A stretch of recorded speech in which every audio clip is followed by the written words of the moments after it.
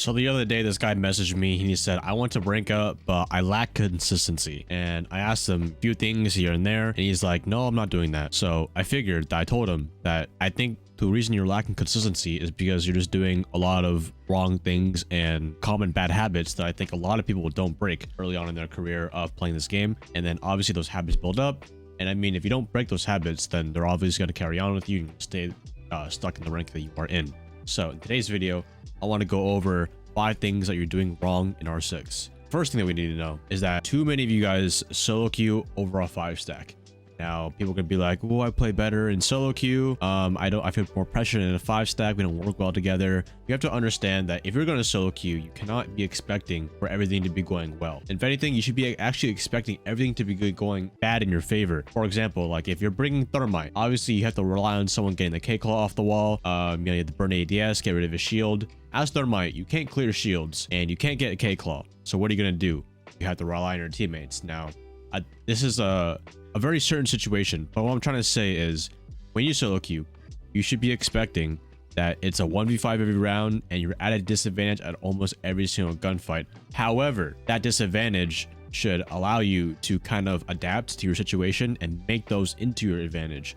So I think a lot of mistake that people do is they solo queue and they'd be like, I can't rank up, this game's too hard, and they just give up, they quit the game. And I look at that and I'm like, well, why didn't you reach out to people? They're like, I don't know, I'm too shy, all my school friends quit the game. Listen, bro, your school friends, I used to be that person that played with my school friends and they were all right at the game. They were like maybe gold, maybe platinum, but I wanted to reach diamond.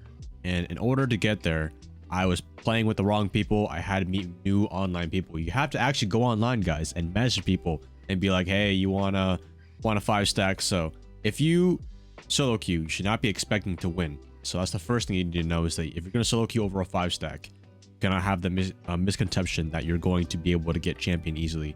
Now, you guys might know that. And so one tip I recommend you guys, if you guys want to get a stack, I know a lot of people out there stackless, no friends to play with this game. So what I recommend you do, forget your IRLs, forget your school friends. If they're not good, you can play with them, but you have to deal with their consequence, whatever they have. I don't know who they are. Who knows? Maybe they're really good. But you should solo queue, add people that are good, be like, hey, I like your callouts, let's play. Boom, got yourself a new teammate. And if it doesn't work at the first time, don't give up. I've met all of my friends. I've been like champion multiple seasons.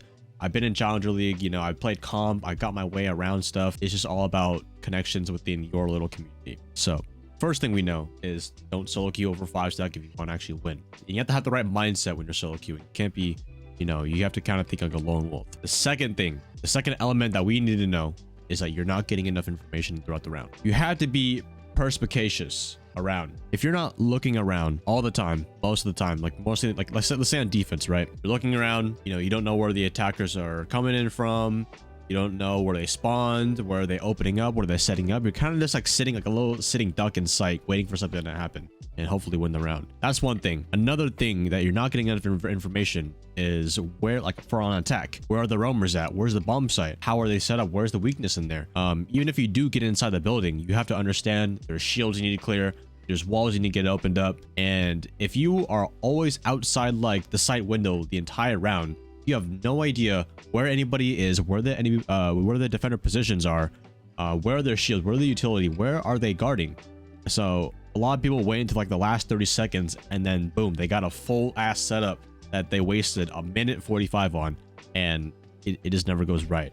For example, on attack as well, you're not droning enough. You're not getting enough information on what the room you want to enter. So you have to be understanding that information is literally what is like a cheat code. It's literally the cheat code to getting in the high ranks. Callouts, like any like as long as you're not just working and you're just winging the round. Like I see all the time in low ranks when I do my solo queue champ series. Let's say I play like a Smurf account, right? I see like a Twitch, you know, he's just like bomb sites across the map. He's just going to enter random building. He's crouching around, like searching every single room but the bomb site for a kill. And by the time it's like 30 seconds left, boom, he has a fucking 1v3 the entire team. Have a plan. This will actually go through our third one. Our third thing that we need to understand if you're not getting enough information, you're solo queuing, you're not 5-stacking. The third thing is that your strategy is just poor. On attack, you don't know where you're attacking it from. You don't know what walls you're going open. when I attack a bomb site, I know exactly where I'm going, what room I need to take, what I need to drone, and what shields I need to clear before I can get the bomb down. If I don't know that, then I have to communicate with my team. We have to work through that. Otherwise, we most likely will lose the round because the defense setup is stronger than ours. The roam is better than ours. The shield we can't clear. So you have to understand that your strategy is poor on attack. You're not doing default ticks, which I do make a lot of videos of. No need to self-promo, but on my YouTube channel, I'm going to be making, you know, defense guides and attack guides for you guys to use no matter what rank you are, because I do them all the time. I beat champions. I beat sometimes pros. It's very, very simple, but it's a good blueprint. It's not like a step-by-step have to do this every single time, but it gives you some sort of direction rather than just breaking up a random barricade, hopefully getting 3 kills and winning the round. It's very unrealistic. People do that too much and they lose. That's why they're hard stuck in the rank. So, and on defense, this kind of comes back to the second thing is if you're not getting enough info on defense, then you don't know where they're coming in from. You don't know like where to position yourself. You have no pressure. The attackers are able to set up on you. Boom. Next thing you know, vertical is made above sight, getting the freaking bomb down. Or maybe the entire, like the rushing site, and you didn't even know that. So check your default camps on defense. Where do they spawn? Most likely, if a default cam is shot in a certain area, they spawned over there. It's just common sense. Also, what map control is the attackers taking? You know, if you don't know that, then you don't know how to position yourself and pressuring. For example, let's say on coastline, right? On coastline kitchen, it's a kitchen bomb site, right? There's 2 things. Early on in the round, I'm always looking for information rather than for kills. Most of the time before that happens is you have to understand, like, are they taking horizontally? You know, they're coming through the sunrise, blue bar, or are they taking vertical take? They're taking a little bit longer than usual. If the enemy is taking a little bit longer than usual, then you can understand that, okay, we have more time to set up and, you know, kind of make a quick game plan before they start attacking site. Your strategy is poor on attack and defense. On defense, you're not applying enough pressure, and on attack, you're not taking the right rooms, and you just end up leading yourself into a big shield with 3 ADSs, and you don't know what to do. On attack, your default ticks are strong, and on defense, your site setups are powerful. You know what operators to bring, all that kind of stuff. Don't just bring Capkin and Caviar every single round. So now that we know the 3 things, first one is obviously if you're going to solo queue, you have the right mindset. Number 2 is that you're not getting enough information, and which leads to number 3 is your strategy is poor because you have no information. You don't know what you're doing, and then you just let the enemy stomp on you because they know what they're doing. 4th thing is that you're not paying attention to the clock. No matter what rank you are, the clock is all on top of your screen. You can't avoid it. However, this is a good guide to how you should be acting throughout the round, where your positioning should be. Let's say in the first like minute of the round, you know, the clock is at 2 minutes, right? I don't expect the enemy to be, you know, hitting site. You know, they're droning themselves, they're setting up. So that's where I can play passive. I understand it's 2 minutes left. All I need to do on defense is play time, play passive. However, let's say 30 seconds left, right? 30 seconds left.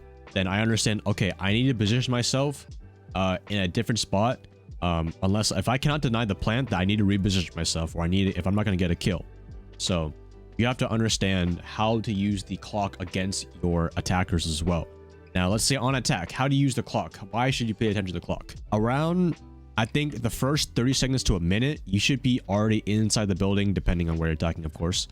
You should be inside the building, and you should be droning, setting up stuff like that, is getting your flanks down.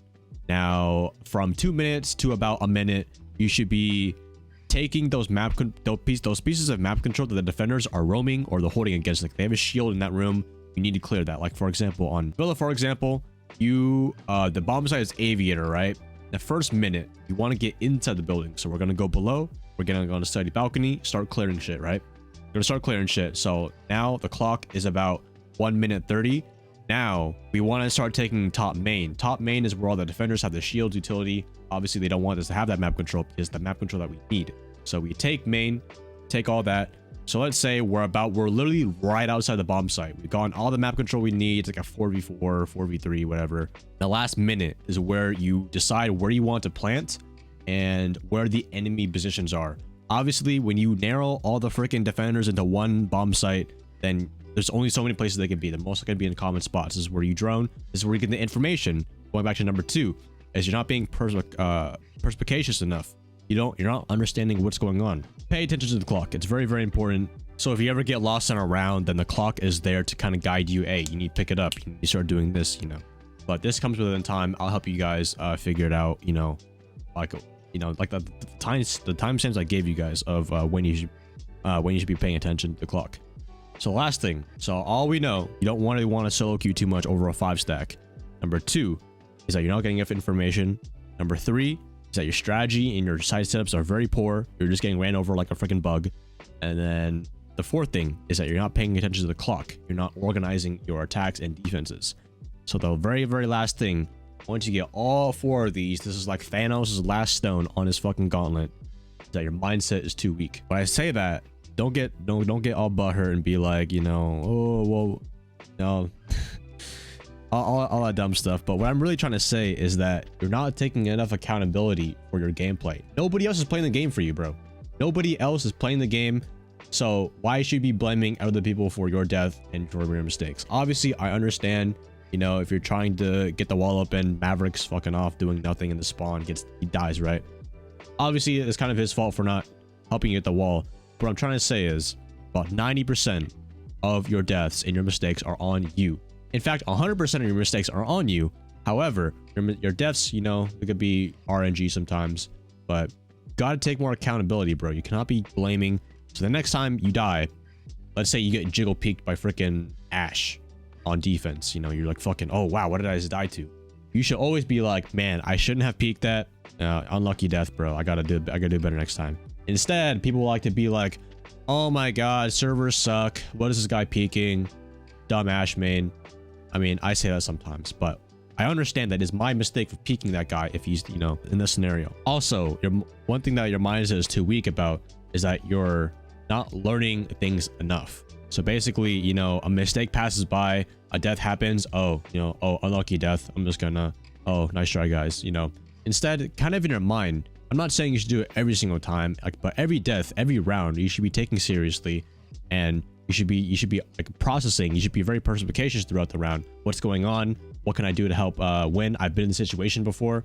For example, let's say it's a 3v3, the bomb goes down post plant, right? Let's say it's your very first time doing the post plant. You have no idea. You guys lose, you die, stuff like that. But after that round, you should be breaking it down instead of complaining, you know, bitching around. You should actually be like, oh, how could we have played that better? Talk with your teammates, bro. Some people lose the round and then they're like so quiet, they don't talk, and then like the next round the same exact thing happens because nobody is learning, nobody is paying attention. Oh, why did that happen? No matter what rank you are, bro, you can do this in any rank that you are. In my opinion, I think Siege is about 70% mental and 30% mechanical. And now some people are going to come in here and they'll be like, oh no, you know, this is like, I think it's a little bit this, a little bit that, but you're missing my point. Point is that if you have a good mindset and your mental toughness is a little bit there, right? Then you're going to be able to go through the hard deaths, the hard losses, and you're going to be able to learn from them because you learn more from your lessons than you do for a win, in my opinion. Obviously, you know, you can't just be like, hey, I'm going to win this game. We're going to kill everyone. And then I can't just do that every time. Obviously, you have to shoot back. But you have to understand that if you really want to get good at Siege, it's all starts with your mental. You can't be like, oh, I suck at this game. Why is everything bad happen to me? Dude, we have bad days sometimes, but you have to be looking like, oh man, I'm the freaking guy, bro. I can't wait to ace. I can't wait to deny this plant. You know, you gotta have to start looking at things as like a win in your book, no matter what. Try to find the positive out of a negative situation. Those are the 5 things that I think you guys are doing wrong in Siege. Let me know if I miss anything, which I obviously did because there's so many things. But hopefully this video did help you improve your Siege gameplay a little bit, and we'll move on from there.